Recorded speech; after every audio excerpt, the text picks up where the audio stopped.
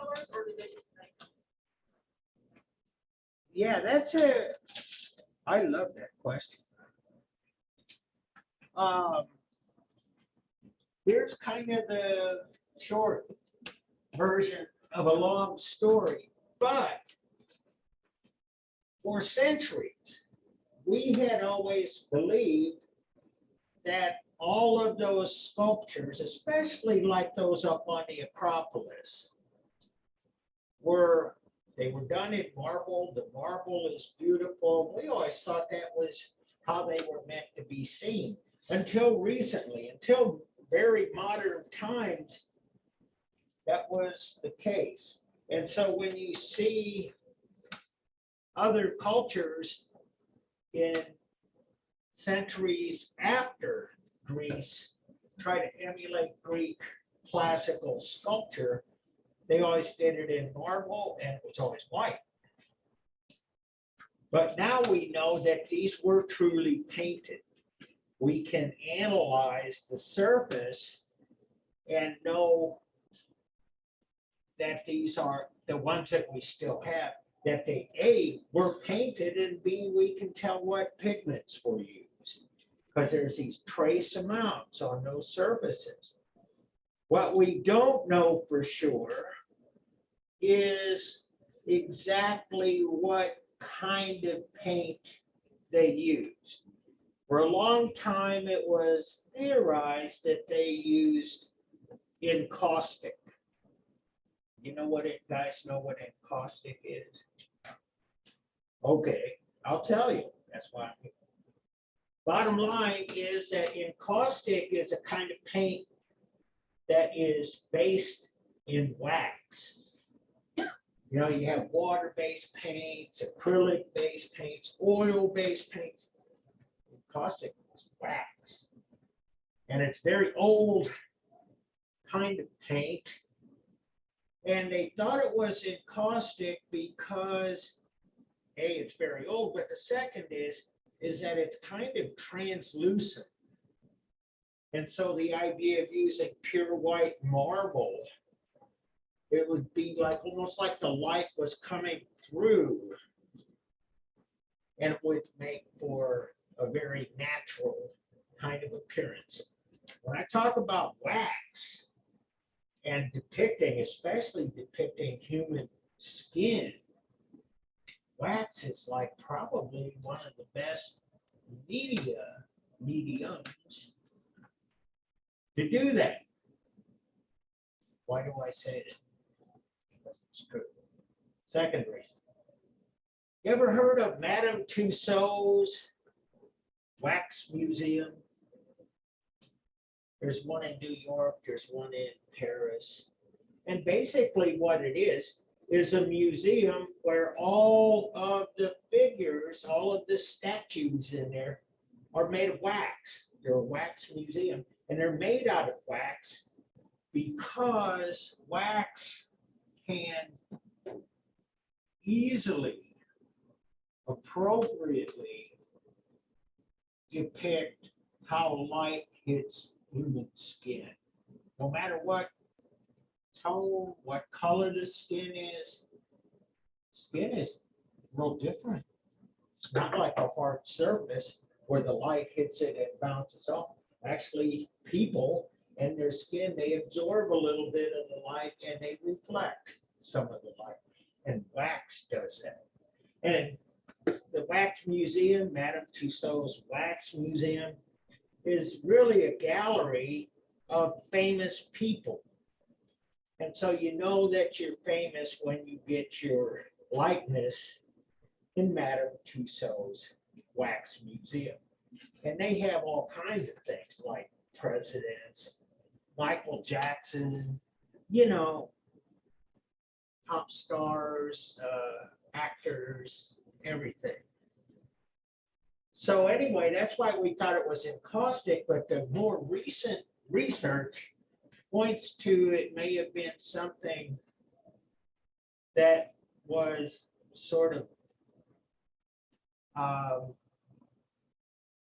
varnish base, shellac base.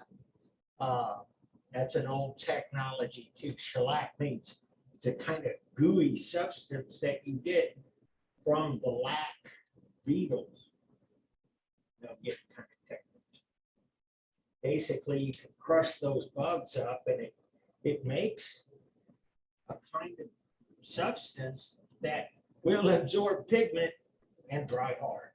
So anyway, because we can see all of that, that's why they look like that.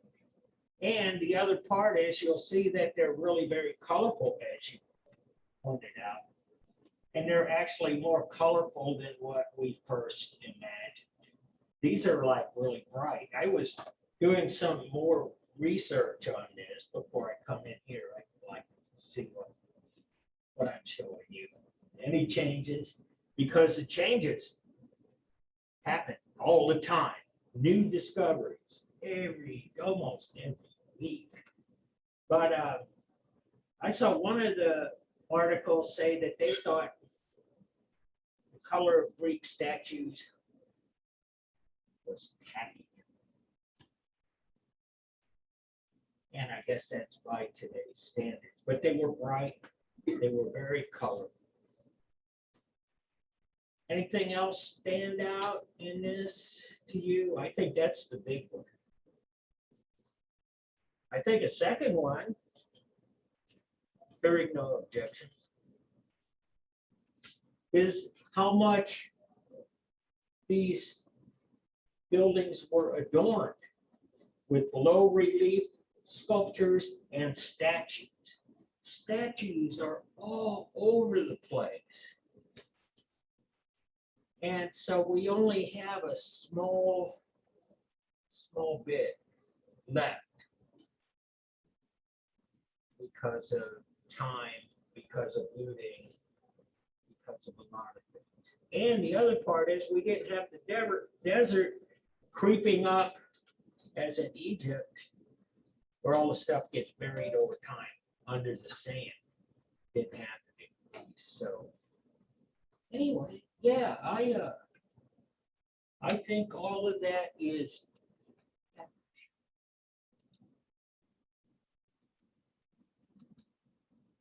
so anyway, we talked about a lot of this on Tuesday. Oh, and when we see these reconstructions today, this is from Delphi, which itself was a city-state. This is what we think everything looked like. And if you look at the pediment statues, and you look at the friezes around just under the pediment,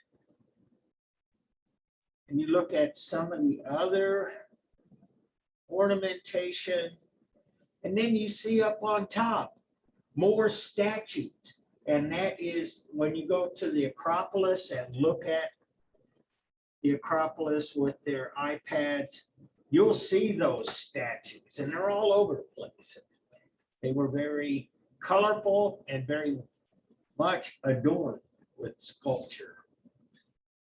Second thing I wanted to say is that in my other section, I have a student who'd actually been to the Acropolis, and he thought this was really pretty cool. And they didn't have the iPad virtual reality when he was there, but he'd been to Europe and had seen Auschwitz, the Nazi concentration camp, and they've done a similar kind of thing with iPads, and it's all in kind of ruins, but you point your iPad around and you can see the horrors of this place, kind of different sort of thing. But bottom line, there's something else in here too.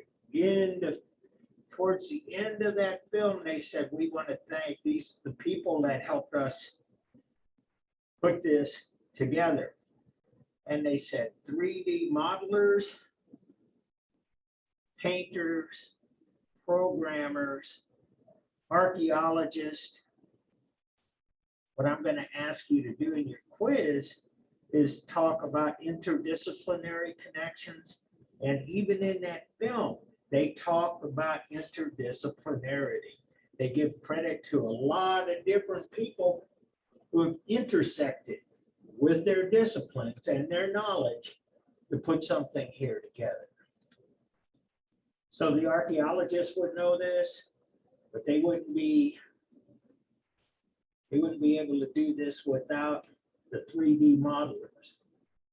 3D modelers would be lost without the painters and so on. So anyway, I want to kind of move a little forward because really the big issue for today is classical Greek painting and sculpture, and architecture. And really the classical period kind of starts at about 500 to 323 BCE. So this is early classical Greece, right here. Dying warrior, and we're going to see a number of dying warriors. And actually, I want you to kind of think about that as we go through the slides, because this subject of that was very, very much part of the Greek narrative. You take a look at how the depictions change over time, you can see how their artwork changed and how their in turn, their civilization was advancing in terms of knowledge, in terms of accomplishments. And so this is a dying warrior, temple of ADAH, Greece, 490 BCE, early classical period. And what you see here is that they do have a knowledge of anatomy that we really didn't see quite so much of in statues yet.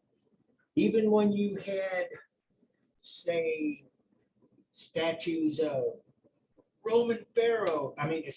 Egyptian pharaohs, they would be like this.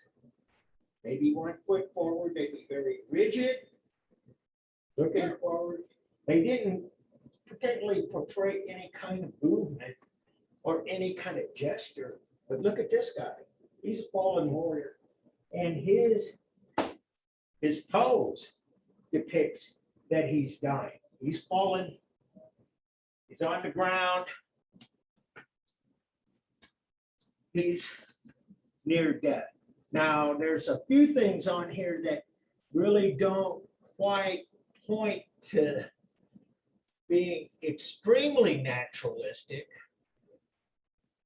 For instance, face is kind of, I don't know about you, but I'd be going, ah, I'm gonna die. Not so much. And we don't know about like the hair, if it's something that is a carryover from even from ancient Mesopotamia, where we see all of the beards depicted as being braided. Maybe that is how he wore his hair, or maybe it was just a stylistic thing that they did in sculpture. This was a good way to portray human hair. Don't know. But on the upside, like I say, it's a much more naturalistic pose, much more believable, and much more expressive. The other thing I'd point out is that there you see some indications that they understood anatomy much better, or at least it's showing up in their sculpture, where you have things like ankle bones and you got biceps and triceps and pecs, and even some ribs. So this is like a major advancement from all of the ancient sculpture we've seen to date. And so this is early classical, and here's another one from roughly the same time. A lot of the same kind of characteristics, except this one is starting he's looking more like he's gonna die.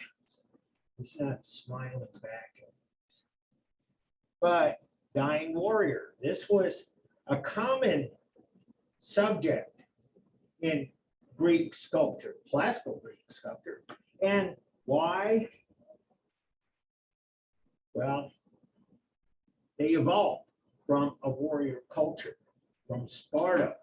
And here we are at the time, this is pre-Alexander the Great, but it culminates, it kind of reaches its apex, its peak, during the time of Alexander the Great, who died in 323 BCE. So this is still 150 years before the death of Alexander, and Alexander died young, so take it from there.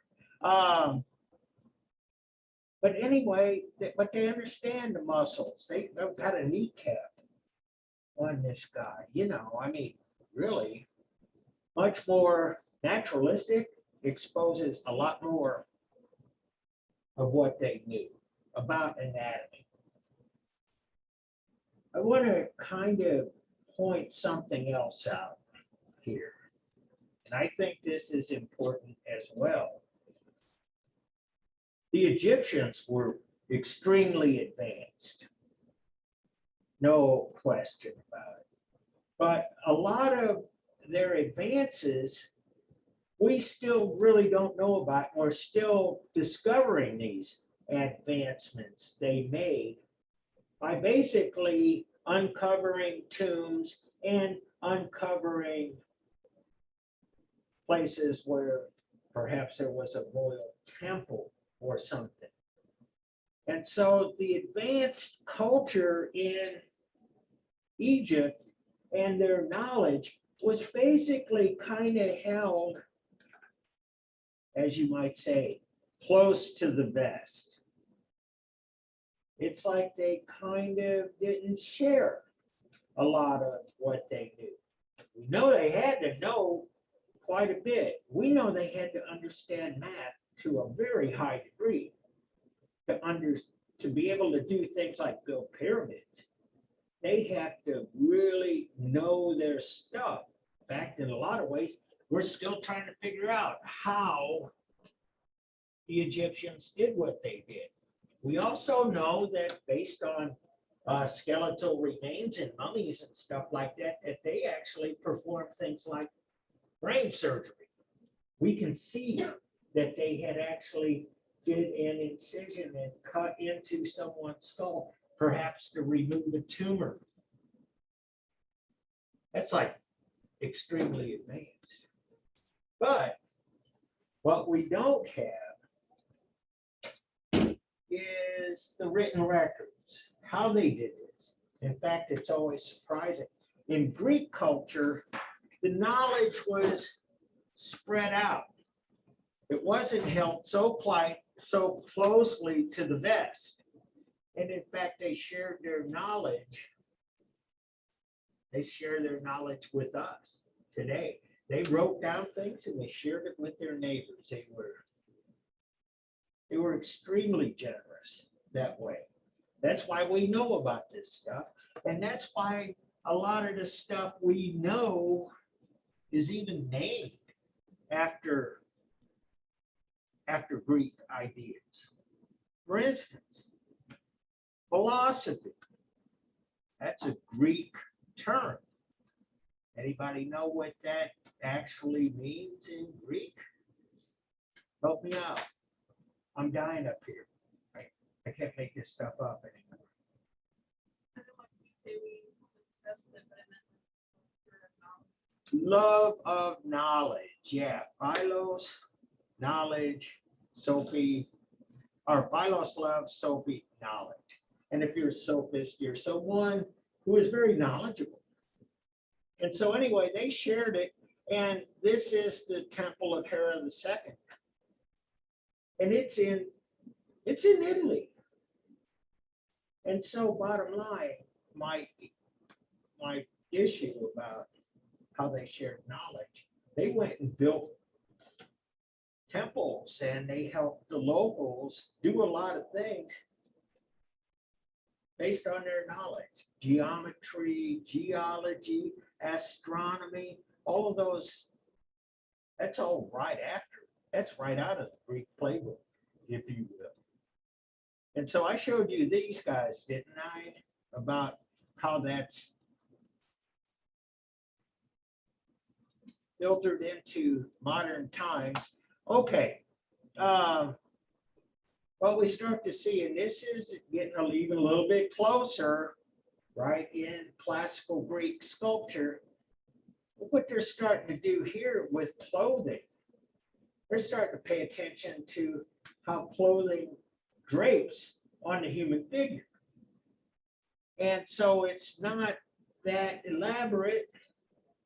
It'll get better, but bottom line is that they are accounting for that.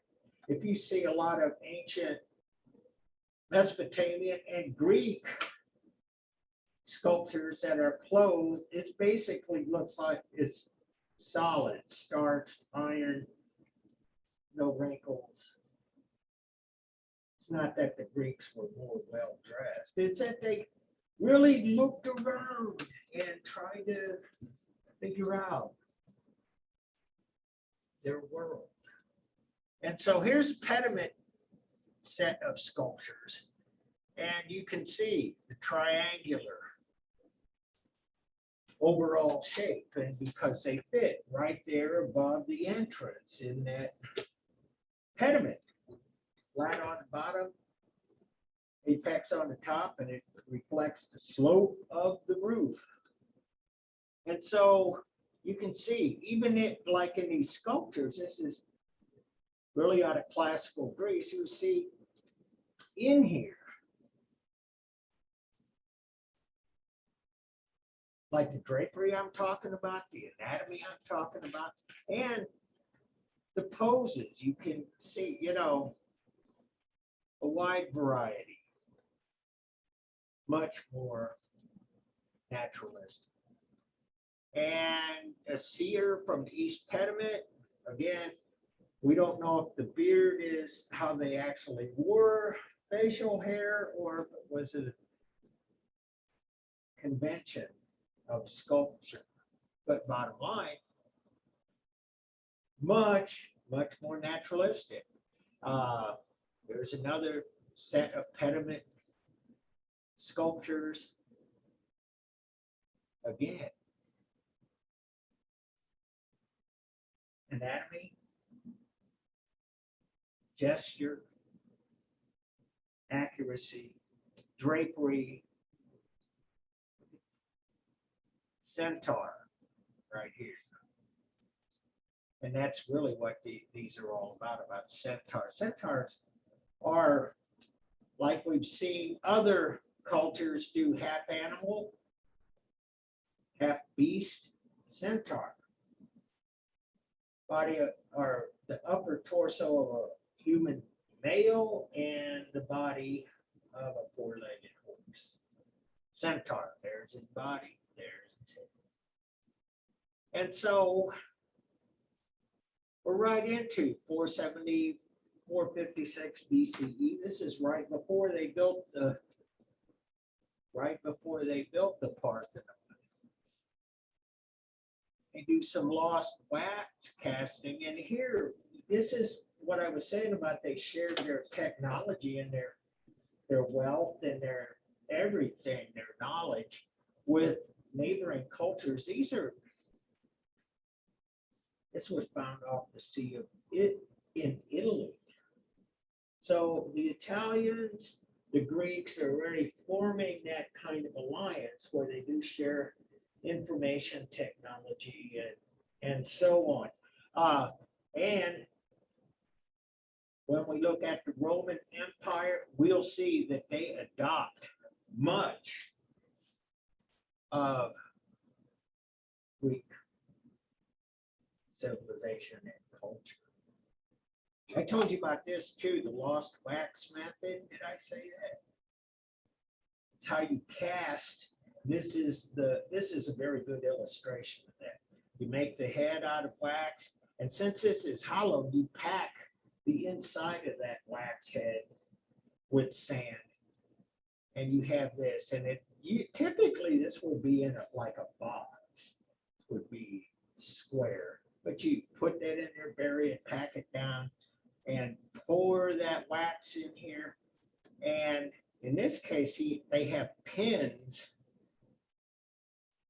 to hold everything in place. And when the bronze cools off, they cut those pins off. But at any rate, and this one is kind of, because it's hollow, there's not a lot of wax. And sometimes this was a little different than what I was telling you. If you have a smaller amount of wax, it could just evaporate. You don't need another hole in the other side to let the wax out. Depends on the size, the scale, the type. But,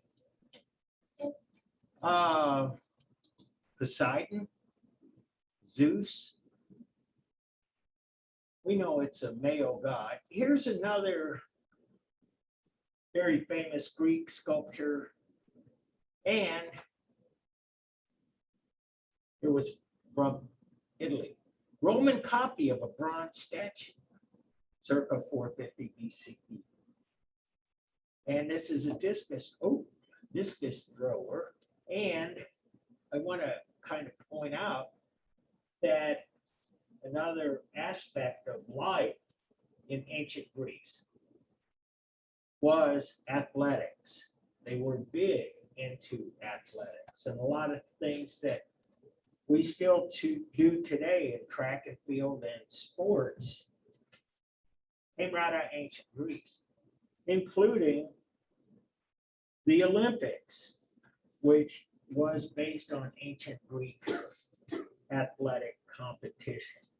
The marathon, based on a Greek race, and its length was determined by the Greeks, and it was basically kind of where they figured human endurance was like pushed to its max, like what is it, 26.3,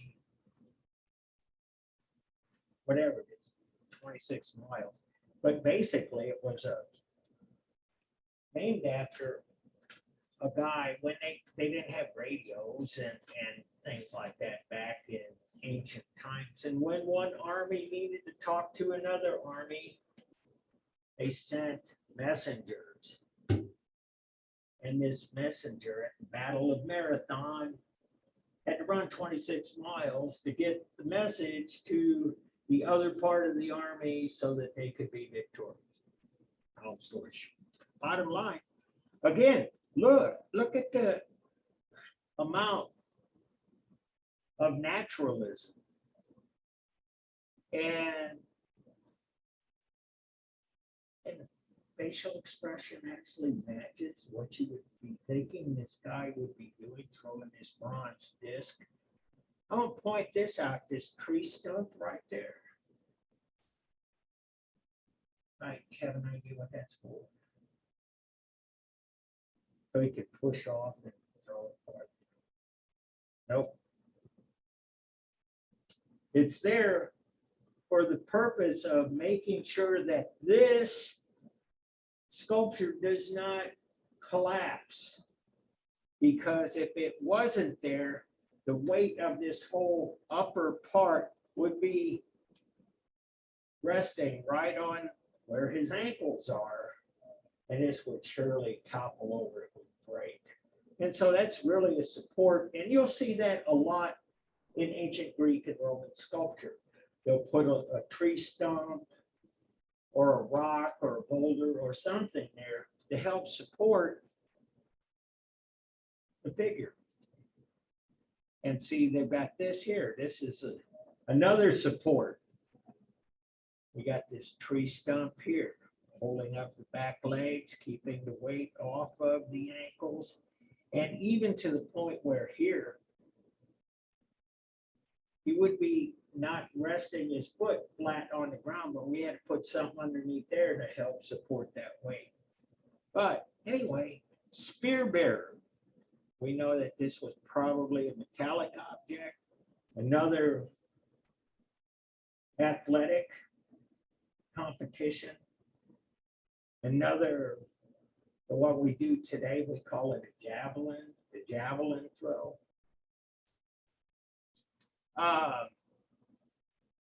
And they really start doing this more. They start doing busts, B-U-S-T-S. And that is really a part of the shoulders, a little bit of the chest, but mainly the head. And head of a Roman copy of the bronze statue. Here's the Acropolis that we were just looking at. And this is basically the state of repair that it is in. And you can see we don't have any roofs here, no color, lots of bits and pieces still strewn around. But you can see it was really quite elaborate with the number of buildings, which were mostly temples, on this hill. And this is a restored view, basically what we think it actually looks like. Of course, that's being superseded by what I showed you with the iPads. Centaur, horse, human, and these are right out of the Parthenon. It says from Metope 27.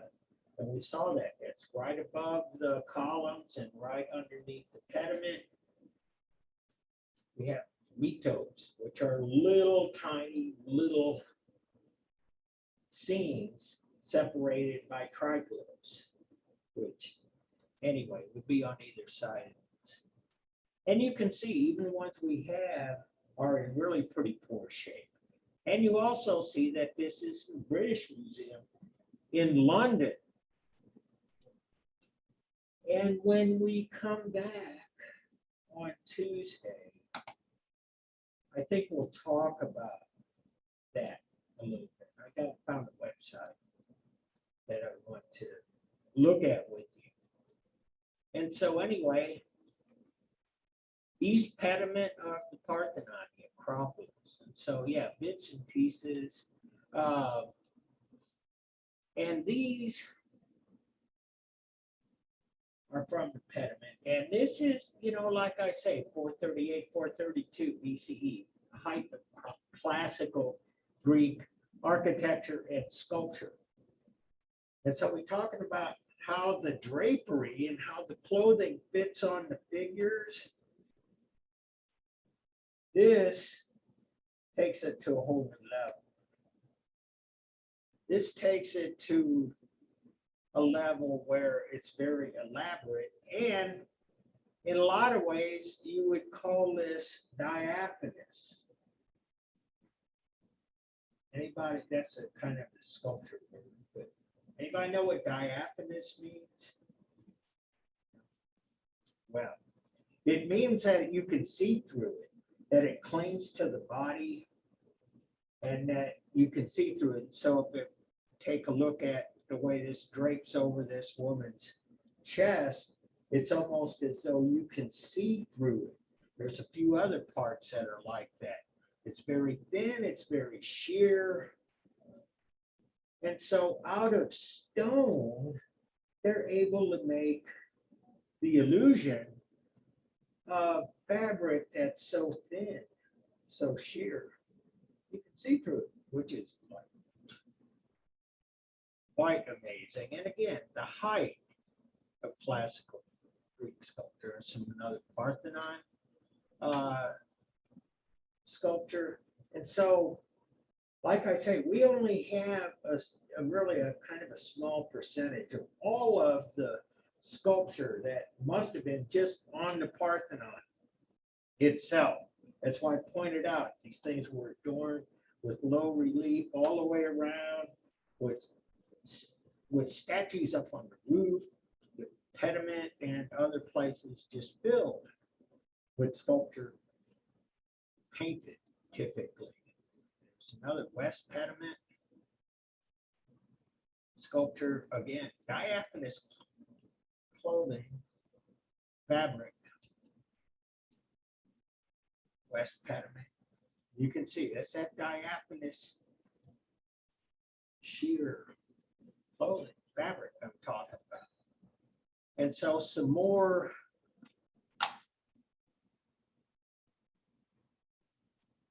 freezes, registers. And so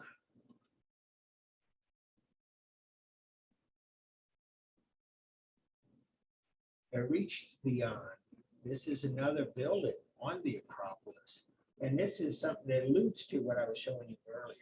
Oftentimes, they put statues in as columns. And again, they were painted, they had something to do.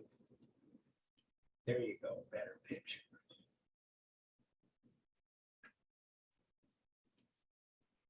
And so I want to kind of move up here a little bit.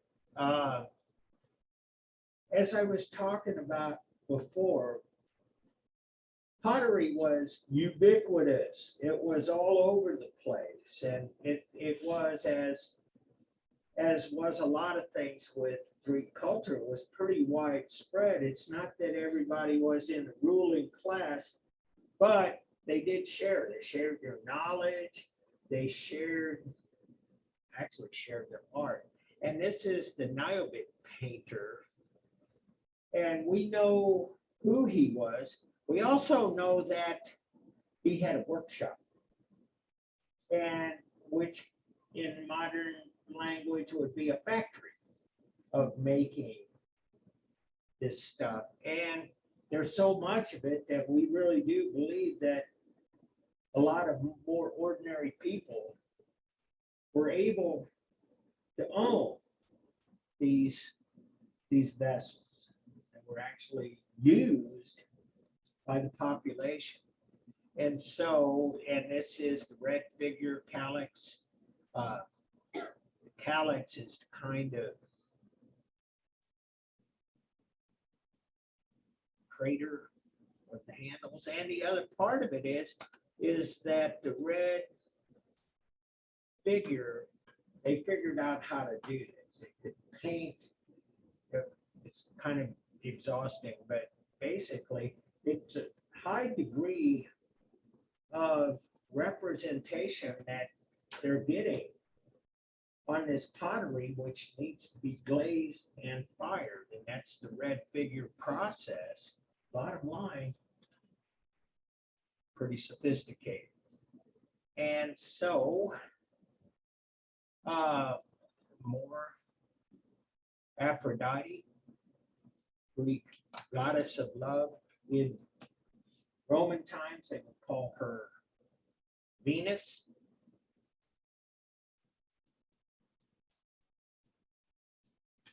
The mausoleum, the tomb of Mausoleus in Turkey.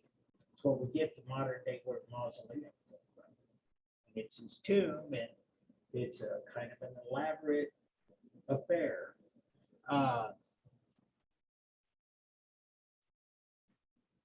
330 BC, so this is like 100 years after the Parthenon was built.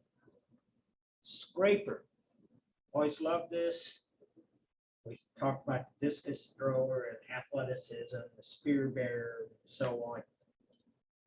The scraper, this guy was likely a wrestler or some other kind of athlete in ancient Greece. And we don't do this so much in modern times, but it's used occasionally. Bodybuilders, when they compete, they oil up. They oil their bodies, and in part so that you can see all of the various muscle groups when they flex. I don't have anything to back that up with, but you know what I mean. Bottom line is that in ancient times, they oiled up for athletic competition. And what they did when the competition was over, how they cleaned themselves was scraping the oil off their body. And that's what he's doing, the scraper. Weary Hercules, see, we're really getting 320 BC, 100 years after Parthenon, and this is early Hellenistic. And when we get into Hellenistic art, it becomes much more emotional, much more, dare I say, expressive. And so this is Weary Hercules, and this is kind of an interesting thing because this actually supports the entire sculpture, but anatomically, you know, speaks for itself. But he's old and he's weary. And then take a look at his face, take a look at his body language. Very much. There's a head of Alexander the Great, which, as I say, died at a young age in 323 BCE. A pebble mosaic, which for the most part, we've seen mosaics before, but the Greeks pushed that art forward. There's a real advantage to mosaics, I might add. And we'll see that in the Middle Ages. We'll see that through the Byzantine period. They use that a lot because of all of the kinds of painting, all of the kinds of two-dimensional art you can think of. This is the most durable because it's made of stones. They don't fade, they don't, unless it falls apart, it's durable. And so this is a Roman copy of a Greek mosaic. You can see that they're pretty skilled that this is even accurate. And Polykleitos the Younger, Polykleitos and Polykleitos, both architects. And this is another aspect of Greek culture I want you to be aware of. And that is that of all of the arts, you can include drama, theater, literature. It wasn't just sculpture and painting and architecture, which is most, and pottery, which is mostly what we've seen. We talked about the knowledge and the sciences, and they pretty much invented what we know today as theater. And we still have, we know what those plays were. We know word for word who the characters were and what they said to each other. Again, they kept extensive records and they were not hiding things as other cultures had, kept things secret. So anyway, I'm going to kind of cut this off. I'm looking at the time and I really want to get to this. And that is, come on guys, I don't want this so big.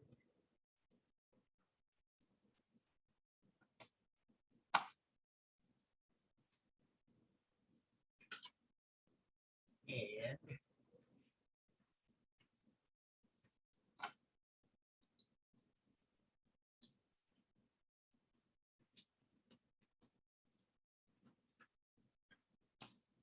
okay, what I want to talk to you about is, this has everything to do with the second quiz, library resources. And so this is the website, and when you click on that address, you get this page, library homepage. And you'll see across the bottom these menus, full search, books, articles, journals, media. And so for this assignment, what I want you to do is to take a look at the journals. And so that's what I had clicked here, you see, journals. And in the search, I wrote my subject, the Khufu solar boat that we looked at in here. And so what did that get me? Because I hit search. This. And so these are, look, 889 results. That's like way more than I want. And I want to refine that search. And so what I want to do is limit this to full text and peer review. Because if you don't do full text, you may get a hit that tells you you could get a book or something or an article through Mobius. And it may take you some time and you'll do interlibrary loan stuff. And secondly, peer reviewed, I've talked about that before too. That's like the gold standard of information. When we're talking about scholarship, what we want is to get our information from peer reviewed sources. And so in journals, that's where the leading edge publication, information, discoveries, theses, whatever. People publish in journals, and the only way they get published is if they have the approval of other experts in the field. And that's what peer review means, just simply put. I know I've been talking to some people about peer reviewed, and they have peer review over here at the library. And basically what they're offering is having, how should I say this, fellow students, your peers, reviewing what you do. Say, well, you might want to change this, you might want to add this, got a spelling error in the third paragraph, whatever. Peer review, you help each other. Those kinds of things in higher ed, they continue. When you're in graduate programs, you got peer reviews. And when you're a professor, scholar, and you publish in journals, you still have peer reviews. Just that the peers change as you progress. And so this has 889. I didn't get the top part of that. But you see, these are all full text. And this is peer review. And so look, I got that 889 number down to 29. It's really about Khufu solar boat. And so with that, you see, these are the first two hits. And typically what these entries have is the author and the publication by Nabil Iman Muhammad Ali, and then Nagala Mahmoud Hamil Samir, Journal of Ancient Egyptian Interconnections. That's cool. It tells you what page, database, etc. So I'm telling you that because I'm going to be asking you to cut and paste that part when I get to the quiz. Second thing is, it says subjects. And some of these may seem to be off base. Sporting and recreational goods and supply merchant wholesalers, boat, blah, blah, blah, blah. But electron microscopes, wooden boats, digital image processing, Cheops, king of England, Egypt, 26th century BC. Solar boat of Cheops. And so anyway, here's a quest for, this is number 15 of that list. This is by Constance Holden in Science, which is really good journal. And the subjects are Egypt tombs, Egypt archaeology methods, planning of Cheops, discovery and exploration, etc. And so this is like a really good hit because this is very much right to the point, and it is in a lot of ways very interdisciplinary. And so I got this. On some of these, I'll go back. Subjects.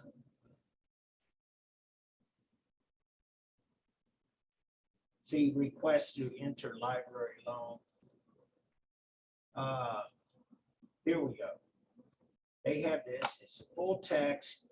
And what you get sometimes is called an abstract or a description. And what a description or an abstract looks like is this. It'll be on that same page where you get your hits. Some have abstracts, some have descriptions, some really don't have anything. But this is an example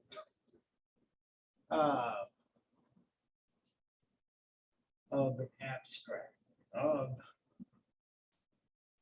this. And so you got to click on that, and then you get an abstract, or you'll have access to a hot link to an abstract.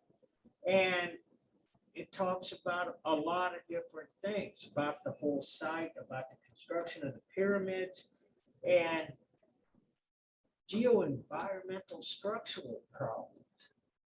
I'm talking about the effect of groundwater on the pyramids. You have more groundwater, it goes up. If you have less, it goes down.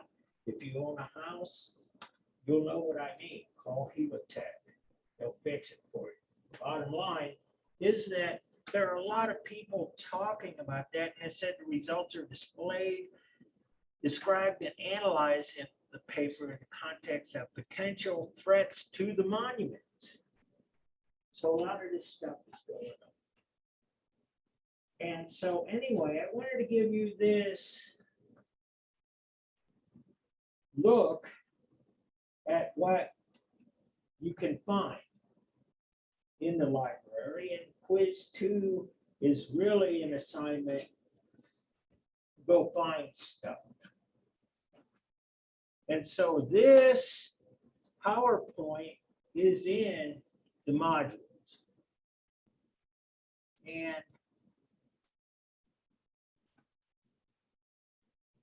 And so, message here. Okay.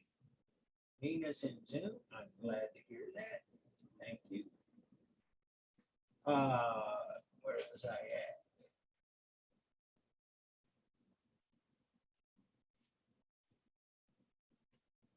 Assignments. And this is it. And let me make sure it's on the share. And here is quiz 2. Your assignment is to write a 3-paragraph essay on one of the starred works.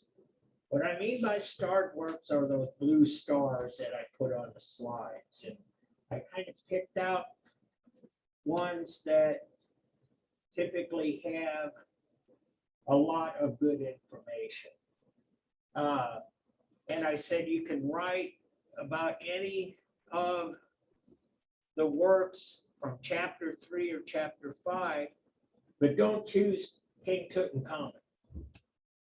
And I put that there partly because, we had 889 initial hits for the solar boat. We would have like 150,000 or something for King Tut. And so I want you to stay away from that, but any of the rest, just fine.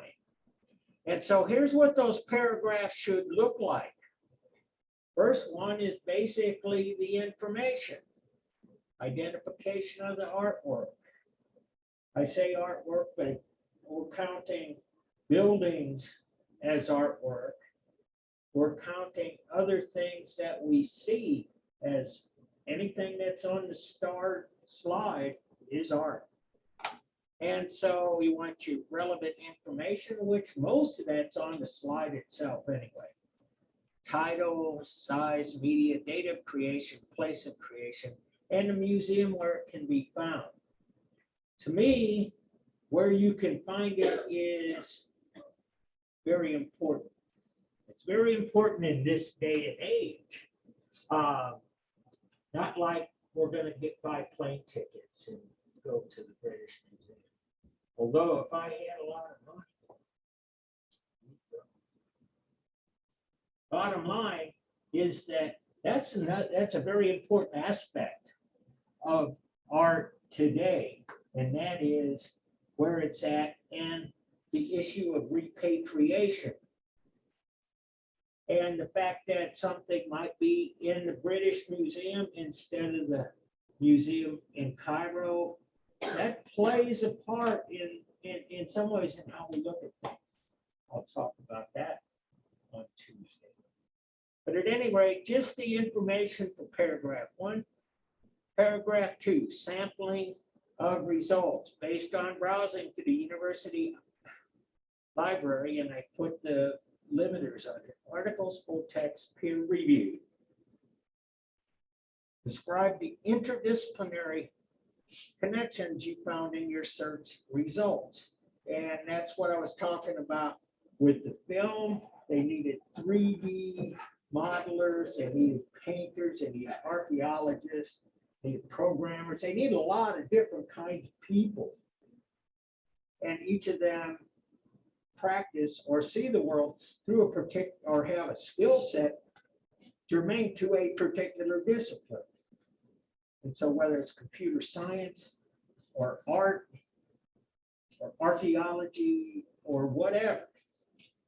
And so anyway, from the abstract or from the article, describe the nature of the interdisciplinary tools used in this article. That's why I pulled out that particular abstract. They were talking about geological issues, which is geology, which is something that's totally different than archaeology.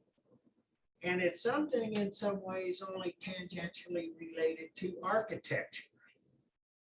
But there are other things involved too. If you were talking about the pyramids, you would be talking about political dynasties. You would be talking about,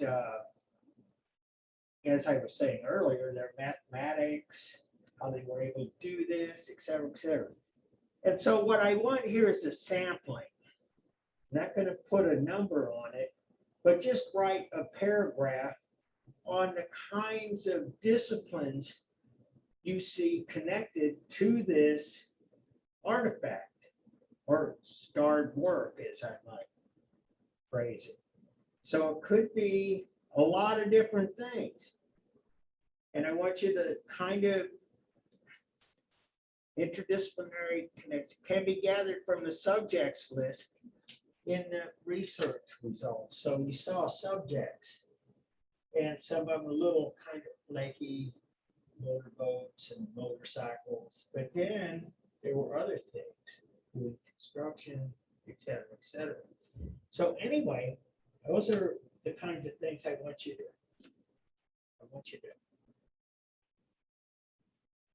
identify and write about. You don't have to explain it in great detail, just point out. I've been finding these different kinds of things. Even though this is an art, technically it's an art history class, but it touches so much of everything else. And so paragraph 3, one specific and detailed example of the search results an article of interest to you. And from the abstract, describe the nature of the interdisciplinary tools. So in paragraph 2, you're just saying, I found this and this and this. But what I found real interesting, this is paragraph 3, was how geology and architecture, or in some cases, like maybe DNA testing and mummies or something, just spell this out and summarize the new knowledge brought forth in the research of this article. And so that's really what the peer-reviewed articles do. New knowledge, period. You don't get published by rehashing all stuff that has been identified and proven. And so it's three paragraphs and endnotes. First one will be Gardner's Art Through the Ages, because that's where you're getting your subject. And then the other ones, I would kind of go with what I showed you, who the author was, underneath the title, the hot link, then it says by, just cut that, just highlight it, cut it, and paste it, paste those underneath this. That'll be your bibliography. It's not perfect bibliographic format. I know for those of you who've already done this kind of thing before, but it's close enough. I want to see where you got your stuff. And later on in this course, we'll talk about how to convert that information into proper bibliographic format, which is not really that much different than what you'll be cutting. And so, talking a long time, got any questions about this?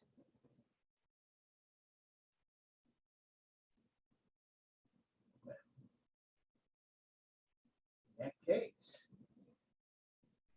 I wish you guys a happy weekend, happy hunting, and see you on Tuesday.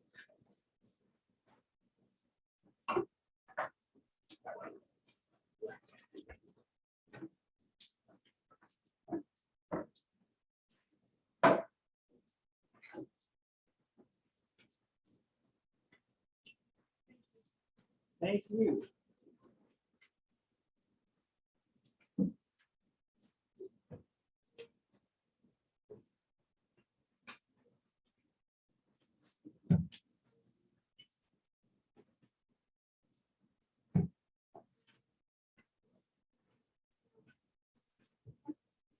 You too. You too.